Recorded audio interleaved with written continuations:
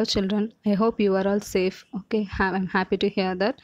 In last video, we learned poem 7. In this video, we are going to learn poem 8. Okay, the topic of the poem is The Patriot and it was written by Robert Browning. Actually, the form of this poem is dramatic monologue. Dramatic monologue. Okay, the meaning of monologue is one man speech. Okay.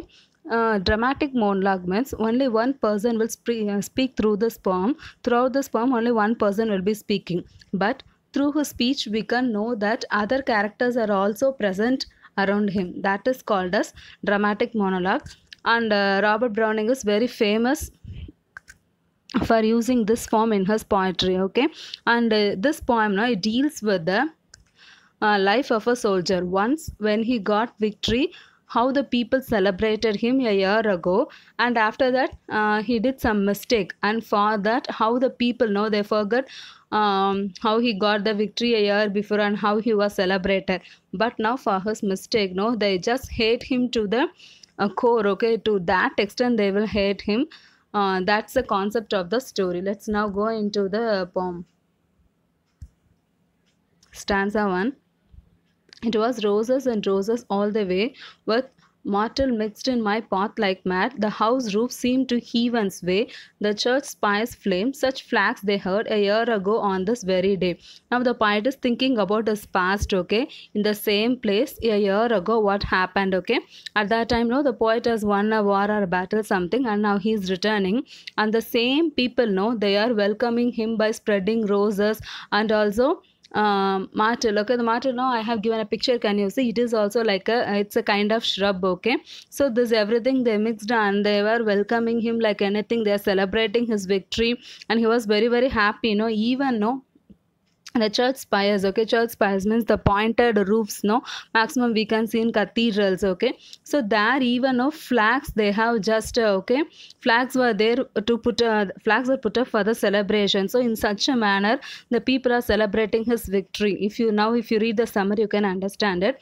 The poem starts with a patriot describing an event, a grand public welcome that took place a year ago on that very same day. He is thinking about the past and builds a picture for us as he remembers that day. His walking path was covered with rose petals and myrtle mixed in them. The path was festooned with these flowers for him. Festooned means like decorating, okay, like garland, okay, they will decorate for birthday parties and we will decorate our home, no? Likewise, here to celebrate the victory of this patriot, okay, they have decorated using the same flowers. And now the people are standing on the roofs of their house and they were expressing their happiness. Likewise, now they were very happy to see him. And the flags were just put up in the church towers for celebration. So people are very much delighted to greet their hero and very enthusiastic to see him when he was passing them. So this is the meaning of the first stanza. Did you understand it now?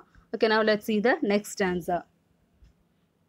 The air broke into a mist with bells. The old walls rocked with a crowd and cries. Had I said, good folk, mere noise ripples, but give me your son from yonder skies, they had answered, and afterward, what else? Okay, here in this stanza, the speaker continues narrating the whole story from the same day a year ago.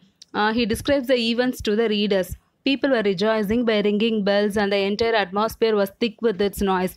They were standing on some kind of old structure and cheering for the patriot with their cries rocking the walls. Okay, just imagine if your favorite cricket player is coming and that he has won the match. Okay, so he was passing through your area. How that area will be, imagine lot of okay bell sounds, musics, and okay the sound of the noises made by the people, everything, the total place was filled with only this happy noises, isn't it? Likewise the same happened there.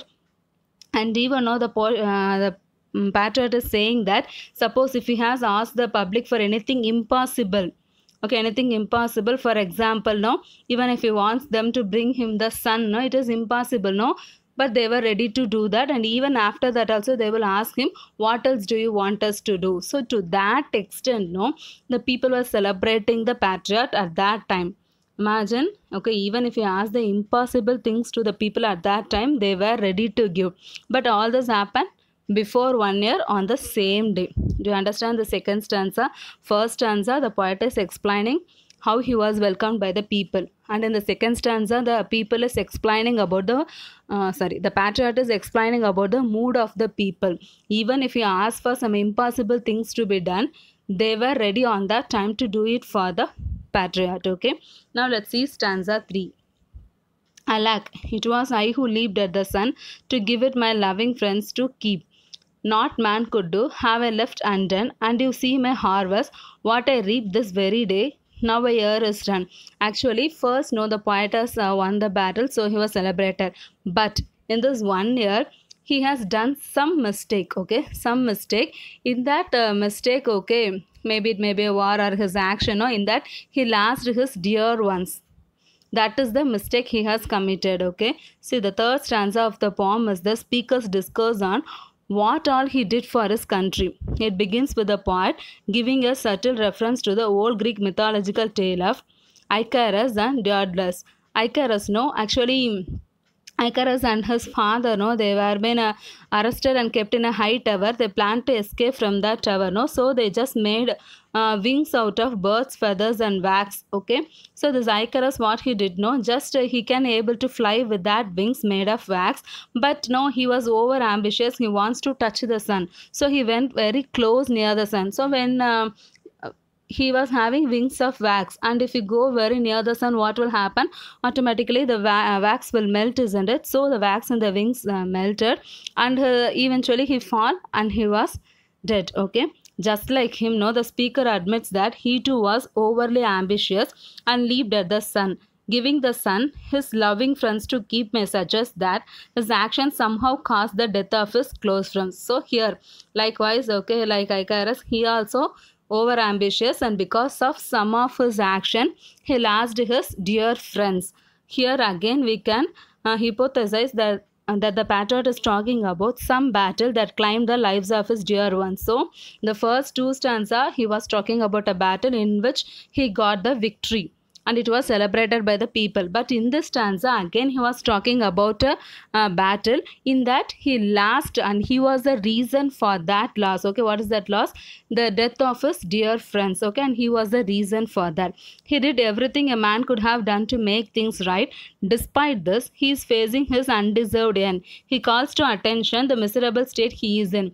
But eventually, no, he didn't do it wantonly, but unknowingly, okay, it has happened. Before that he has did many good things for his country, but he has done this mistake. In that mistake his friends have been dead. Okay, so but now he was in a miserable condition, and now he is going to explain the same people were very happy when he got victory, how they have changed. Okay, after he has did a mistake, how he has changed. Okay, how they have changed, how they treat him once they found out that he was the reason for the death of these dear persons. Let's see that in the stanza 4. There is nobody on the housetops now, just a palsied few at the windows set. For the best of the sight is all alone at the shambles gate, or better yet, by the scaffold's very foot, I trow. Okay. When he got victory, the whole street was filled with people. Even on the roof of the houses, the people were there and rejoicing, isn't it? But now, when it came to light that he was the reason for the death of his friends, there was nobody to see him. Only few people, that too paralyzed people. No, as they were paralyzed, they cannot move, and they alone sat near their windows in their house and they were looking him. He hoped that other people, no, they have went to the shambles gate, or better they may be in front of the scaffold. Okay, what's the meaning of scaffold? It was like a platform where a person who was sentenced to death may be beheaded or hanged. Okay, that is the place. Okay, so maybe all the people might have went in crowds there to see him being killed. Okay, see, the speaker returns to the present and talks about what he sees. He describes the present setting and in a way contrasted with the one on the same day a year ago.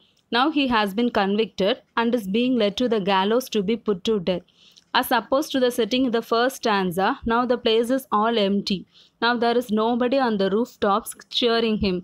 Only old men who are taken down by palsy, a disease, and unable to cross the threshold of their houses, are watching the patriot as he marches towards his death. See, can you see how the total people are, okay, totally how the situation has changed. When he got victory, the people rejoiced, but when he did a small mistake, okay, totally the people have changed against him. They started hating the same person who they celebrated a year ago. Now see what happened in the next stanza.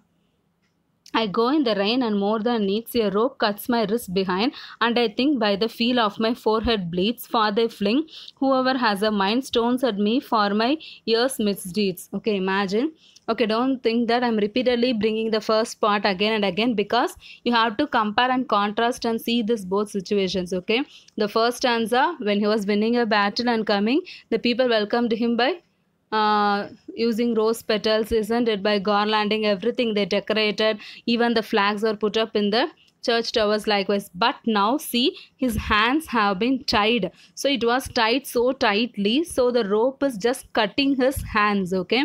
And also he is saying that he can feel the blood is coming from his forehead because of the stones thrown by the people, because they hate him for the wrong thing he did in this year. The same people who celebrated him 1 year back, now the same people, they are throwing stones at him and they were scolding him like anything. See how a small mistake have changed the attitude of the people. The fifth stanza is the continuation of the previous one and further describes the speaker's humiliation at the hands of the people. The poet starts with filling up the setting even more. It is raining as the speaker is walking towards the scaffold. His hands are tied behind by a tight rope, so tight that it cuts his wrist.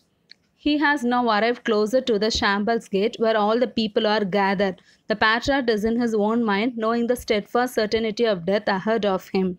As he is walking, he thinks he is bleeding from his forehead. He can only feel the trickling of blood. People throwing stones at him are causing the injuries. So stones have replaced the petals of roses.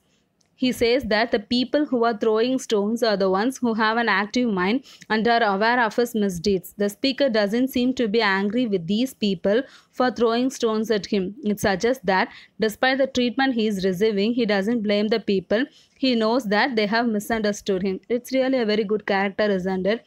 If somebody misunderstood us, no, immediately we will get angry on them, okay. But here the poet was not like that, okay. Even though the people throw stones at him, he was patient, he was quiet, because he know that they have misunderstood it, okay, misunderstood his misdeed or his mistake, okay. So he never got angry on these people, okay. Now let's see what happened in the last stanza. Thus I enter and thus I go. In triumphs people have dropped down dead, paid by the world. What does thou owe me? God might question. Now instead it is God shall repay. I am safer so. Okay, see, the last stanza of the poem reflects on the patriarch's death. It is full of philosophical and religious ideas. Thus I entered and thus I go. His entry and exit from life, position and people's mind in the presence of so many others sums of the speaker's life. Well, okay, here we can take it as philosophical and religious idea. The first line, thus I entered and thus I go. The enter and exit, it indicates the birth and death in a person's life. And another thing also we can compare. When he entered after achieving success in the battle, how the people celebrated him, and when he did a misdeed, how the people just hated him. This is the meaning of thus I entered and thus I go. And also he says that in his triumphs people have dropped him down dead. This suggests that he looks at his predicament as a triumph. He believes that he stood by the right things and thus considers himself victorious in defeat. The final 3 lines of the stanza deals with the ideas of the speaker. Yet again we see Browning's stout religious belief. He believes that God might say your sins were already washed away when you died. The people saw to it. They punished you. What now do you expect from me? You are now free of all corruption. Thus the patriarch thinks that the punishment he got in the mortal world has purged him, and that he hopes to go to heaven instead of hell. He feels safer knowing that God knows he stood for what he thought was right, and thus he will be safe under him. Okay, here what's the concept is, he is thinking that the patriarch, no, he is thinking that suppose if the poet has appreciated him and he has received the reward for his deed in this earth, means he may not have received the reward from God. So as now the people didn't give him any reward, instead of the reward, as they were just putting him to death, he is hoping that this death, this punishment he was undergoing, no, it will pure him from all his sins. So when he reaches God, surely he will get a place in heaven. So he is hoping, and this shows the religious belief of the poet. Okay, what's the belief? So all this pain, no, which he was suffering in this mortal, in this earthly life, will surely lead to a very happy life in heaven. So that's a religious belief. So only the patriarch was very quiet even when the people throw stones at him, when they just scold him and they treated him very badly, because he hoped that God is surely going to reward him for all the sufferings. Okay, that's the poem ends. Do you understand the poem, children? Suppose if you have any doubts, you can contact me and ask. Okay, now let's see the figure of speech used in this poem. See the rhyme scheme. Okay, this poem is divided into 6 stanzas and each stanza consists of 5 lines. So the common rhyme scheme is followed throughout this poem. The rhyme scheme is A B A B A. Okay, the next important one is imagery. What is imagery? Descriptive writing that appeals to the senses. As I said, when you think of that, when you read that line, it may be, okay, you can imagine that it may be like sight, taste, touch, smell and hearing. Maybe, okay, when a writer uses imagery, the descriptive writing helps create a picture or image in your mind. It's true. No, when you read in this poem, no, rose petals, okay, festooning, church towels put up with flags, you can imagine these things in your mind, isn't it? Immediately you can imagine a road there, the people are, okay, a patriarch is coming and the flowers are, okay, he was welcomed using the flowers and even the flag, okay, flying in the church towers. This and all you can imagine in your mind, isn't it? That is imagery. In short, imagery is equal to mental image, and there are 5 types of imagery. First one is visual. Visual means what you can see. Then auditory, what you hear. And kinesthetic, what you feel. Olfactory, what you smell. And gustatory, what you taste. Okay, based on these senses, we can divide the imagery into 5 types. Okay, here also in our poem also we have visual, auditory and these and all. If you go through your workbook, you can see that types of imageries. Okay, the next one is allusion. Allusion is a figure of speech that makes a reference to people, places, events or literary works directly or by implying them. It is up to the audience to make the connection. See here, he is a real Romeo with the ladies. Actually, he is not a Romeo, but the writer uses the word Romeo to refer to the Shakespeare's Romeo and Juliet. Likewise, here in this poem, the allusion used is Icarus. No, Icarus, he wants to escape. He thought he wants to escape.